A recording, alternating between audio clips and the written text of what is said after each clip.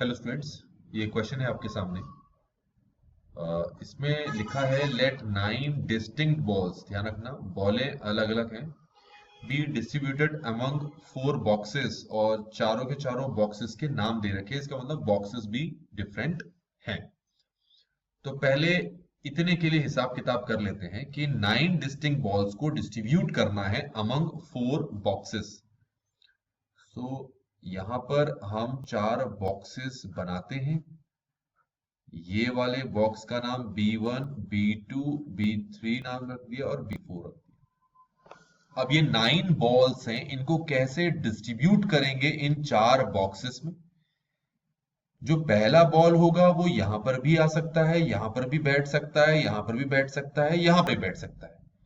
तो first ball के 4 veg हो गए, 4 वेज हो गए, जिससे उसको इन 4 बॉक्सेस में फिल किया जा सकता है।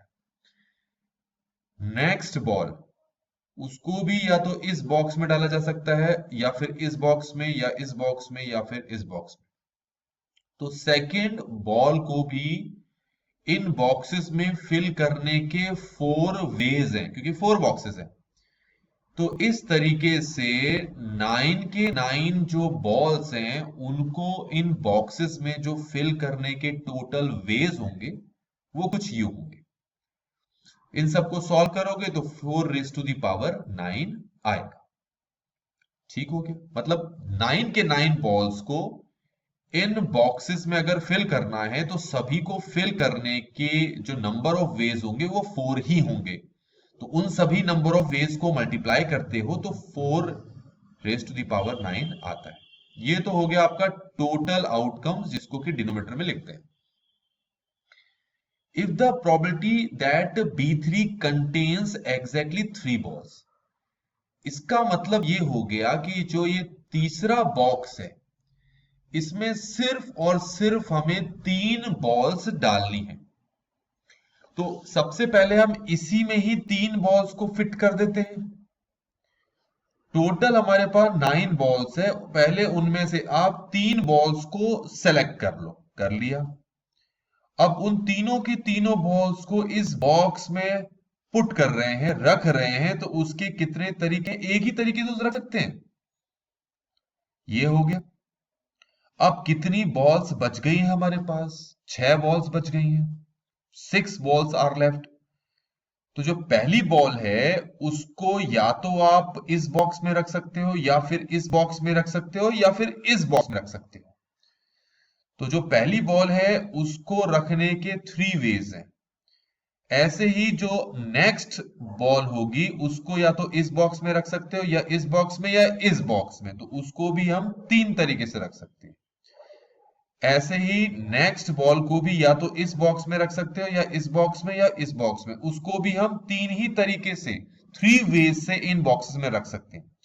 तो ऐसे करते करते जो 6th बॉल है उसको भी बचे हुए 3 बॉक्सेस में 3 वेज से फिल कर सकते हैं। इसमें तो नहीं रख सकते क्योंकि इसमें तो 3 ही बॉल्स रखनी थी, तो अपने स्टार्टिंग में रख ली थी। तो ये हमारे पास आ गया। तो ये तो हो गया फेवरेबल आउटकम्स, और नीचे हमारे पास है 4:9। तो ऊपर 9C3 इंटू 3 की पावर 6 और नीचे 4 की पावर 9, ये प्रॉपर्टी आ गई हमारे पास।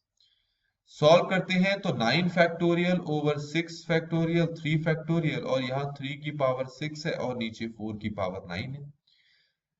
अगर हम वापस क्वेश्चन में जाएं तो हमें प्रॉपर्टी दे रखी है के 3/4 की पावर 9, 3/4 दे रखा है। 4 की पावर तो 9 है, तो 3 की पावर भी 9 करना है, तो 3 की पावर 3 से मल्टीप्लाई कर देते हैं और साथ ही साथ डिवाइड कर देते हैं। अब ये जो चीज इतनी दिखाई दे रही है, इसको मैं ये लिख सकता हूं, जरा गौर से देखिए आप। कुछ ऐसे लिख सकता हूं, मल्टीप्लाई इसको लिख सकता हूं 3/4 की पावर 9।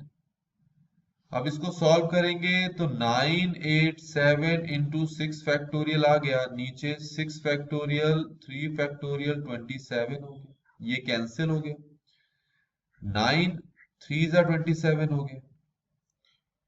तो ऊपर आपके पास आ गया 8 इंटू 7 और नीचे 6 3 18 हो गया।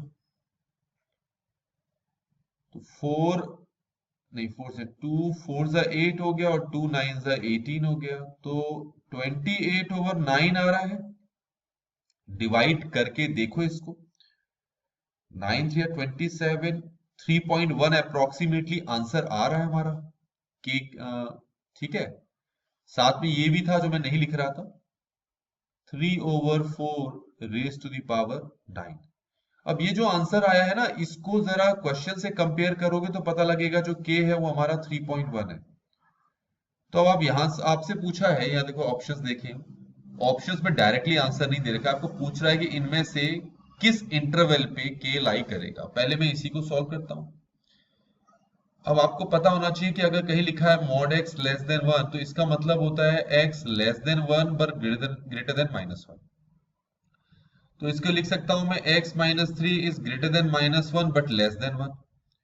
सबके साथ 3 ऐड कर दूंगा, इसके साथ 3 ऐड करूंगा तो ये 2 आ जाएगा, यहां से तो 3 का हट जाएगा और इसमें 3 ऐड करूंगा तो ये 4 हो जाएगा।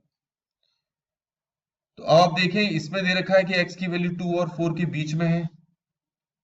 क्लियर हो गया। अब इसमें कहा है कि k जो है वो लाई करता है इनमें से किस सेट पे लाई करता है। तो आप देखो, इस वाले सेट में x की वैल्यू जो है 2 और 4 के बीच में है, और हमारे पास जो k आ गया वो भी 2 और 4 के बीच वाला आ रहा है। इसका मतलब है कि ये जो है ऑप्शन हमारे आंसर के साथ मैच करता है। बाकी अगर चेक करोगे तो बाकी किसी भी इंटरवल में, जैसे यहां चेक करोगे तो x की वैल्यू जो है, सॉल्व करके देखना, 3.1 इंटरवल में नहीं आएगा। आप ये खुद चेक करके भी देख सकते हैं। इस तरीके से बच्चों ये क्वेश्चन यहां पर कंप्लीट होता है।